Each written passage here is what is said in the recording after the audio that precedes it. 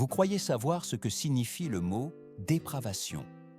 Vous avez vu les films, lu les livres, entendu les murmures sur les excès de Rome, les bacchanales, les festins interminables, les empereurs capricieux et les amants cachés derrière des rideaux de velours rouge.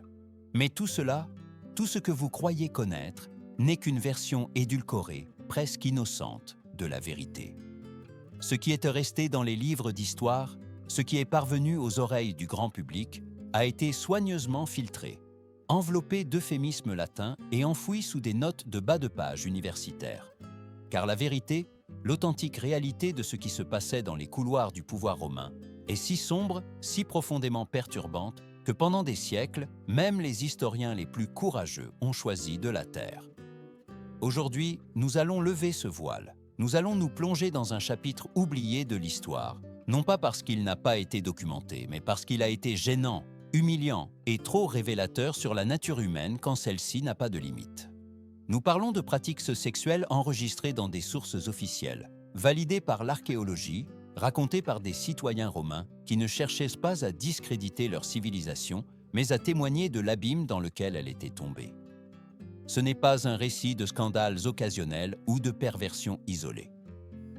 Ce que vous êtes sur le point d'entendre, ce sont des schémas institutionnalisés, des routines normalisées au sein de l'élite de l'Empire, des comportements où le sexe n'était pas un plaisir, mais un pouvoir, un contrôle et une humiliation systématique. Ce voyage ne sera pas facile, mais il est nécessaire pour comprendre la dimension la plus crue du pouvoir absolu. Quand on pense à l'Empire romain, il est facile d'imaginer une civilisation brillante, édifiée sur les fondations de conquêtes militaires, d'architecture monumentale et de génie politique. Mais il y a une autre face, plus sombre, plus intime, qui se cachait derrière les colonnes de marbre et les discours du Sénat. Rome ne s'est pas seulement maintenue par la force de ses armées ou l'astuce de ses dirigeants, mais aussi par une culture sexuelle profondément enracinée dans la hiérarchie, la domination, l'utilisation du désir comme instrument de pouvoir absolu. La sexualité dans la Rome impériale n'était pas une affaire privée. C'était un champ de bataille. Là où l'épée s'arrêtait, le corps commençait comme territoire de conquête. L'élite utilisait la pratique sexuelle comme un outil multifacette, punition, humiliation, récompense et, surtout, affirmation de contrôle. Il s'agissait d'un système où soumettre l'autre ne nécessitait ni chaîne ni fouet. Il suffisait de le dépouiller de sa dignité devant un public silencieux. C'était une forme de violence si efficace que souvent, ses effets duraient plus longtemps que n'importe quelle blessure physique. Les sources qui documentent ces pratiques ne proviennent pas d'ennemis désireux de salir la réputation de Rome. Ce ne sont pas des exagérations de chroniqueurs barbares, ni des inventions d'écrivains chrétiens ultérieurs. Elles proviennent de l'intérieur, de citoyens romains comme Suétone, Tacite, Pline l'Ancien ou Juvénal, témoins ou héritiers directs de cette culture. Leurs écrits, conservés pendant des siècles, ne décrivent pas seulement les actes avec des détails effrayants, mais reflètent une société qui acceptait, ou du moins tolérait, que le sexe soit une façon de montrer qui commandait. Ces chroniqueurs ont clairement indiqué qu'ils ne parlaient pas de rareté ou d'exception. Ce qu'ils racontaient n'étaient pas des anecdotes marginales, mais des pratiques institutionnalisées, répandues parmi les plus hautes sphères du pouvoir. Il ne s'agissait pas d'un empereur corrompu ou d'un groupe de nobles dégénérés, mais d'un modèle systémique, d'une mentalité partagée, où la sexualité était un mécanisme central dans le fonctionnement de l'Empire. Une civilisation qui, tout en exportant des lois, des routes et de la littérature, exportait aussi une manière de comprendre le corps comme instrument de contrôle politique. Parler de Caligula, c'est se confronter au visage le plus malsain du pouvoir absolu. Il n'était pas un tyran comme les autres. Il était un architecte de l'humiliation, un concepteur de la peur, un empereur qui a fait du corps humain sa scène personnelle pour représenter encore et encore la dégradation comme forme de gouvernement. Il ne s'agissait pas simplement de satisfaire ses désirs les plus sombres. Son cas était autre chose. Une opération méticuleusement calculée de soumission psychologique, une chorégraphie de terreur exécutée avec la précision d'un rituel impérial. Selon Suétone, qui a eu accès aux archives officielles des décennies après sa mort, Caligula a conçu un protocole complet d'abus sexuels au sein de sa cour. La scène la plus représentative s'est déroulée vers l'an 38 après J.B.C. lors d'un banquet impérial auquel assistaient les familles les plus puissantes de Rome. Les sénateurs arrivaient avec leurs épouses, s'attendant à une soirée de diplomatie et de vin. Mais au lieu de politique, ils furent accueillis par une exhibition qui effacerait à jamais leur concept de sécurité. Caligula ne se contentait pas d'observer. Il marchait parmi les convives, caressant les visages des femmes, soulevant leurs mentons, inspectant leur corps comme s'il était sur un marché d'esclaves. Tout cela se produisait tandis que les maris, des hommes habitués au pouvoir, restaient paralysés, tremblant sous le regard impassible de l'empereur. Mais le plus perturbant était l'intention. Ce n'était pas de la simple cruauté, c'était de la stratégie. Caligula savait qu'un homme brisé est moins dangereux qu'un homme mort. Et c'est ce qu'il cherchait. Des sénateurs brisés, soumis, conscients que ni leur titre ni leur lignée ne pouvaient les protéger. À de nombreuses occasions, il sélectionnait une femme pendant le dîner et disparaissait avec elle pendant des heures, tandis que le mari continuait à manger, n'osant pas lever les yeux. À son retour, Caligula racontait l'expérience avec des détails obscènes, évaluant le corps et le comportement sexuel de l'épouse avec la même froideur qu'un dégustateur décrit un vin. Imaginez, assis à table, obligé d'écouter l'homme le plus puissant du monde raconter, en riant, comment il a violé votre épouse, et ne pas pouvoir dire un mot. Tel était le pouvoir de Caligula. L'un des épisodes les plus déchirants a impliqué le mariage de Pison avec Livia Orestilla. Caligula y assista en tant qu'invité, mais en pleine cérémonie, il interrompit les vœux et annonça que, comme Romulus dans les mythes fondateurs de Rome, il prenait aussi femme à l'ancienne mode. Avec cette phrase, invoquant le viol légendaire des Sabines, il ordonna que la mariée soit emmenée dans ses appartements. Ce n'était pas un emportement impulsif, c'était une mise en scène soigneusement planifiée, une façon d'institutionnaliser la violence sexuelle sous le déguisement du symbolisme historique. Les sénateurs qui assistaient à de tels actes n'avaient pas le choix. Résister était une sentence de mort. Se taire et acquiescer signifiait devenir complice de leur propre dégradation. Beaucoup choisirent de survivre, alimentant une culture du silence qui permit aux horreurs de se multiplier sans résistance. Caligula transforma la honte en instrument de contrôle. Il n'avait pas besoin de prison quand il pouvait transformer votre lit, votre famille, votre honneur en armes contre vous. Son terrorisme sexuel ne se limitait pas au dîner ou au mariage, il était systématique. L'empereur avait des esclaves dédiés exclusivement à l'enregistrement de chaque rencontre. Nom, date, description, réaction. Chaque acte était documenté comme s'il faisait partie d'un dossier administratif. L'horreur ne résidait pas seulement dans ce qu'il faisait, mais dans la façon dont il l'organisait.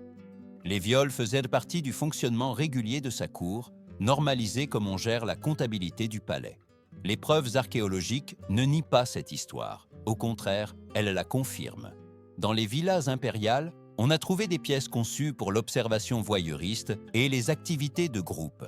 Ce n'étaient pas des chambres décoratives ni des salons de repos. C'étaient des espaces fonctionnels, construits avec précision pour satisfaire les caprices les plus sombres de l'empereur. Ce qui commença comme une démonstration de pouvoir se transforma en une machinerie de destruction émotionnelle, imparable et parfaitement huilée. Dans ce système, les femmes n'étaient pas des femmes. Elles étaient des instruments, des pions que l'on déplaçait pour rappeler à toute Rome que l'empereur pouvait prendre ce qu'il voulait, quand il voulait, sans conséquence. Et les hommes, aussi puissants fussent-ils, étaient constamment rappelés qu'ils n'étaient que des sujets sans défense face à la volonté d'un Dieu vivant. Si ce que Caligula a fait semblait insurmontable, ce que Tibère a fait sur l'île de Capri repousse les limites de l'imaginable. Loin de l'agitation de Rome, protégé par des falaises et surveillé par un réseau de fidèles serviteurs, l'empereur a transformé sa retraite en une scène d'excès aussi raffinée que cruelle. Capri n'était pas seulement un paradis privé, c'était en essence un laboratoire de l'horreur sexuelle, un monde parallèle où les normes sociales, morales et humaines ne s'appliquaient tout simplement pas. Là-bas, Tibère régnait comme un dieu qui utilisait des corps humains pour répéter ses fantasmes les plus tordus. Selon des sources anciennes comme Suétone et Tacite, la villa impériale de Capri fut modifiée spécifiquement pour remplir des fonctions sexuelles. Nous ne parlons pas de simples chambres à coucher. Nous parlons de structures architecturales conçues pour le voyeurisme, d'espaces circulaires permettant d'observer depuis l'ombre, de pièces facilitant les activités de groupe et de zones cachées où se pratiquaient des actes que même les chroniqueurs n'osèrent pas détailler. Tout faisait partie d'une chorégraphie perverse où chaque recoin était au service du désir impérial. Tibère ne participait pas seulement à ces actes. Il les organisait comme s'il dirigeait une expérience. Il fit décorer ses appartements avec les images les plus explicites que l'art grec pouvait offrir et disposait de manuels sexuels afin de garantir une diversité continue dans les représentations. Les acteurs n'étaient non pas des prostituées ni des courtisans. Beaucoup étaient des fils et des filles de citoyens romains, arrachés à leur foyer sous des prétextes légaux et emmenés à Capri sous des promesses qui dissimulaient le véritable but. Une fois sur l'île, leurs options étaient illimitées, participer ou mourir. Le consentement était une illusion. La grande majorité, face à la mort, acceptait, bien qu'intérieurement, il commençait à s'effondrer. Les témoignages, bien que fragmentaires, parlent de jeunes qui ont développé des traumatismes profonds, qui ont tenté de se suicider, qui se sont perdus dans un état de déconnexion psychologique totale. Certains continuaient à remplir leurs fonctions comme des automates, l'esprit déjà réfugié dans un coin sûr de leur intérieur. Tibère, selon les textes, se sentait particulièrement fasciné par ceux qui offraient de la résistance. C'est là qu'il déployait sa cruauté la plus méticuleuse, les brisant lentement jusqu'à les modeler à sa volonté. L'isolement de Capri était essentiel. L'environnement naturel et son accès difficile permettaient de garder secret tout ce qui s'y passait. Personne n'arrivait sans être filtré, et les esclaves qui servaient l'empereur vivaient entre la peur et la complicité. L'île devint un microcosme sans loi, où le plaisir d'un seul justifiait la souffrance de dizaines. Ce n'était pas seulement une retraite du pouvoir, c'était l'incarnation du pouvoir absolu. La logistique derrière ce système révèle sa dimension administrative. Il y avait des agents chargés de trouver les jeunes, des esclaves qui prenaient soin de leur corps, et des médecins dont la fonction n'était pas de guérir, mais de s'assurer que les participants survivent suffisamment longtemps pour être réutilisés. Les registres impériaux montrent des paiements à des intermédiaires, des coûts de transport et même des frais médicaux pour maintenir en vie ceux qui avaient déjà été endommagés au-delà de la limite. Dans ce contexte, la souffrance humaine était traitée avec la froideur d'un comptable impérial, une variable de plus dans l'équation du divertissement de l'empereur. Ce que Tibère a construit à Capri n'était pas simplement une collection d'excès. C'était un système, une bureaucratie de l'abus, une machine efficace de dégradation humaine. Entre ses mains, le corps d'autrui se transformait en un outil de contrôle absolu. Et Capri, loin d'être une île de repos, fut marqué comme l'un des scénarios les plus sinistres de l'histoire impériale romaine. Au cœur de l'Empire, parmi les marbres et les toges pourpres, une femme a porté la transgression au-delà de l'imaginable. Valeria Messalline, troisième épouse de l'empereur Claude, n'a pas seulement participé aux excès sexuels du palais impérial. Elle les a élevés au niveau du spectacle, du défi public, de la provocation directe aux normes les plus sacrées de Rome. Son histoire n'est pas celle d'une victime du système, mais celle d'une protagoniste qui a utilisé sa position pour briser chaque barrière imposée aux femmes romaines, même au sein de la sphère du pouvoir. Selon Pline l'Ancien, Messalline organisa une compétition d'endurance sexuelle qui reste encore aujourd'hui difficile à concevoir. Dans une villa impériale, avec des juges officiels chargés d'enregistrer chaque rencontre, elle affronta la prostituée la plus célèbre de Rome dans une épreuve pour voir qui pouvait satisfaire le plus d'hommes en une seule nuit. Ce n'était ni une plaisanterie ni une exagération de taverne. C'était une exhibition soigneusement organisée, documentée par des écrivains contemporains.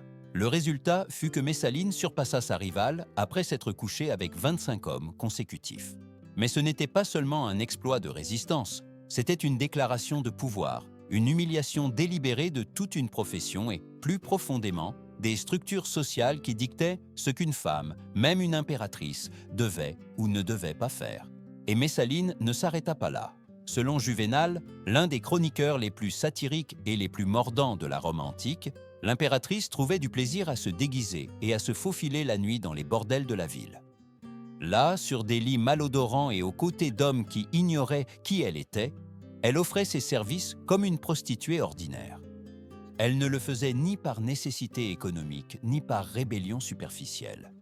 Elle le faisait pour le vertige de l'interdit, pour l'anonymat, pour l'excitation de tout perdre sans que personne ne le sache. Elle le faisait peut-être parce que le pouvoir absolu avait rendu le luxe ennuyeux, et ce n'est que dans le risque qu'elle trouvait un écho de vie authentique. Ces escapades étaient un scandale non seulement moral, mais politique. L'épouse de l'empereur s'exposait à être enlevée, assassinée ou victime de chantage par n'importe quel client. Le fait qu'elle ait continué ses visites révèle un mélange de confiance extrême en sa protection et une compulsion qui dépassait la raison. Mais le plus perturbant n'était pas l'acte en soi, mais ce qu'il disait de la culture impériale. Que même l'autodégradation la plus explicite devenait tolérable, ou du moins dissimulable, si elle provenait de l'entourage du trône. Le point culminant de cette histoire arriva lorsque Messaline épousa secrètement son amant Caius Silius, sans divorcer d'abord de Claude. Ce fut un acte de bigamie commis en plein jour, avec des témoins, de la musique nuptiale et, selon les chroniques, même des scènes sexuelles intégrées au rituel. Le mariage, loin d'être une cérémonie privée, fut un spectacle offensant contre les coutumes romaines, une orgie ritualisée qui transformait l'institution du mariage en théâtre pornographique.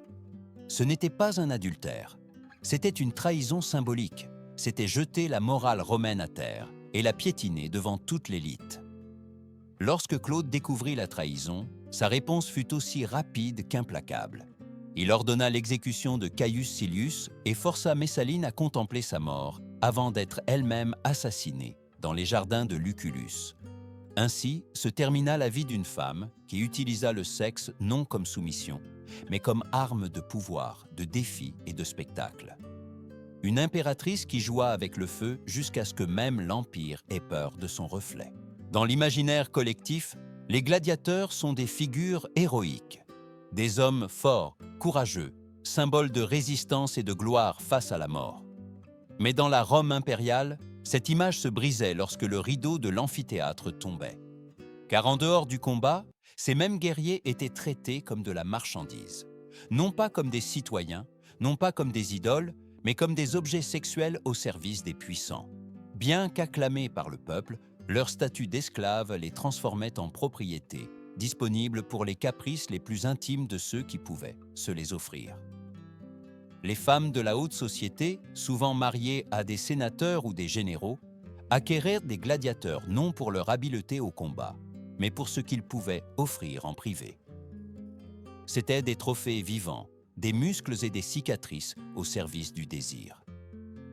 Dans l'intimité, ces hommes qui inspiraient le respect au Colisée étaient dégradés en jouets sexuels, sans pouvoir refuser, sans droit de défendre leur dignité.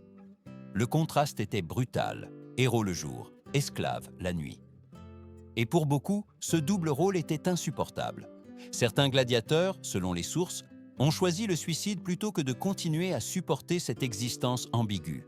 La dissonance entre la gloire publique et l'humiliation privée minait leur identité jusqu'à la réduire en poussière. Leur souffrance était silencieuse, invisible dans les marbres des monuments, mais aussi réelle que les blessures qu'ils portèrent sur leur peau. Leur corps était un spectacle, oui, mais c'était aussi une prison. Ce culte du corps comme outil de plaisir et de pouvoir ne se limitait pas au privé. Il se manifestait aussi dans le religieux. L'un des exemples les plus choquants est le culte de Priape, dieu de la fertilité, dont l'image phallique se trouvait dans les jardins, les maisons et les temples. En son honneur, des cérémonies étaient célébrées où la sexualité n'était pas symbolique, mais littérale. Les participants accomplissaient des actes sexuels dans le cadre du rituel, convaincus qu'ils honoraient ainsi la divinité et garantissaient la fertilité de la terre et du foyer. Un autre cas est le festival des Lupercales, célébré en février.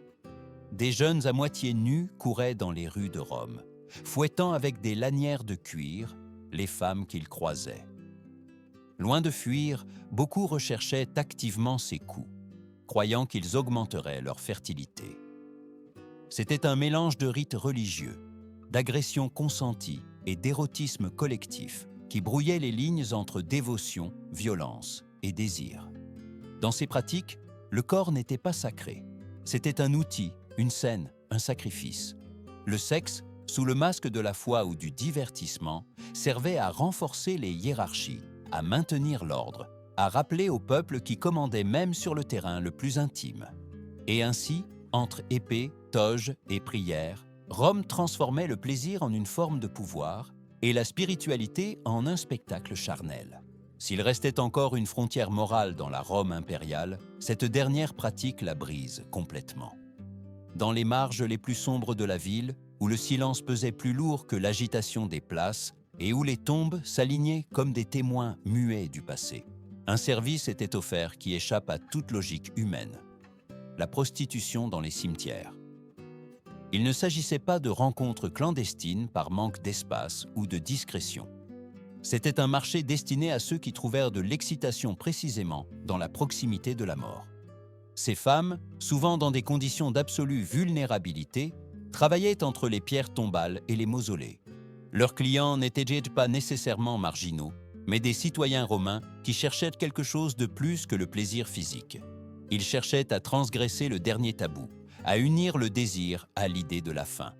Pour eux, le contact sexuel à côté des restes humains intensifiait l'expérience. La mort n'était pas un obstacle, mais un ingrédient de plus du rituel. Le corps vivant sur la pierre funéraire devenait un paradoxe qui nourrissait le morbide. Chaleur sur froid, mouvement sur immobilité, chair sur cendre. Le plus perturbant n'est pas que cette pratique ait existé, mais qu'elle n'ait pas scandalisé. Les auteurs romains la mentionnaient sans grands jugements moraux. Ce n'était ni un secret, ni une rareté. C'était simplement une option de plus dans l'éventail des offres sexuelles de la capitale de l'Empire. On en parlait avec la même normalité que des bains publics ou des bordels du forum.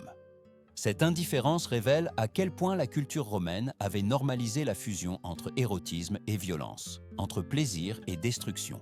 Au final, ce qui se passait dans les cimetières n'était pas seulement une perversion individuelle. C'était le reflet d'une civilisation qui, en accordant un pouvoir absolu à certains, a permis que tout, même le plus sacré, devienne objet de consommation.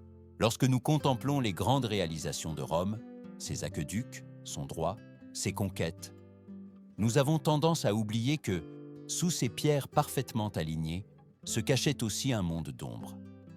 Les pratiques sexuelles que nous avons explorées n'étaient pas de simples déviances personnelles ni des scandales isolés. Elles faisaient partie d'un système, d'une logique de pouvoir qui s'infiltrait dans tous les aspects de la vie impériale. Un système où le corps humain, qu'il soit de femmes, d'hommes, d'enfants ou de gladiateurs, devenait une monnaie d'échange, un instrument de punition, une scène pour démontrer la domination. La véritable dimension de l'horreur ne réside pas dans les détails scabreux, mais dans son institutionnalisation. Le plus inquiétant n'est pas que des empereurs comme Caligula ou Tibère aient existé, mais que Rome les ait tolérés, acceptés, voire vénérés. Que leurs actes aient été enregistrés dans les archives impériales avec la même naturalité que les mouvements de l'armée ou les registres fiscaux. Que les victimes aient été cataloguées, maintenues en vie, réutilisées, comme si elles étaient des pièces d'une machinerie parfaitement huilée, car c'est exactement ce qui fut construit. Une bureaucratie de l'abus sexuel, avec des rôles définis, des hiérarchies, des objectifs et des protocoles. Les chroniqueurs qui ont laissé des témoignages n'étaient pas des ennemis de l'Empire, c'étaient des Romains. Et cela rend tout encore plus perturbant. Ils n'écrivaient pas pour scandaliser, mais pour expliquer. Ils ne dénonçaient pas depuis la marge, mais de l'intérieur. Et ce faisant, ils nous ont légué une vérité inconfortable, que la civilisation la plus admirée de l'Antiquité fut aussi capable des actes de déshumanisation les plus systématiques. Cette histoire est un avertissement. Elle nous rappelle que lorsque le pouvoir n'a pas de limite, l'impensable devient routine.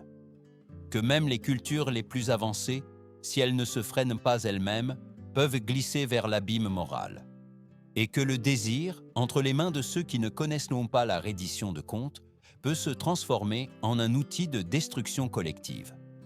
Comprendre ce chapitre de l'histoire ne signifie pas le célébrer ni s'en délecter. Cela signifie le regarder en face, reconnaître que nous ne sommes pas immunisés et nous demander si nos propres structures, politiques, culturelles, sociales, ont les freins nécessaires pour éviter de répéter ces erreurs. Car l'histoire romaine n'est pas aussi lointaine que nous le pensons. Elle ne change que de vêtements. Ce que Rome nous laisse, au-delà de ses ruines, c'est une leçon claire. Aucun empire, aussi glorieux qu'il puisse paraître, n'est exempt de devenir un monstre s'il ne se fixe pas de limites.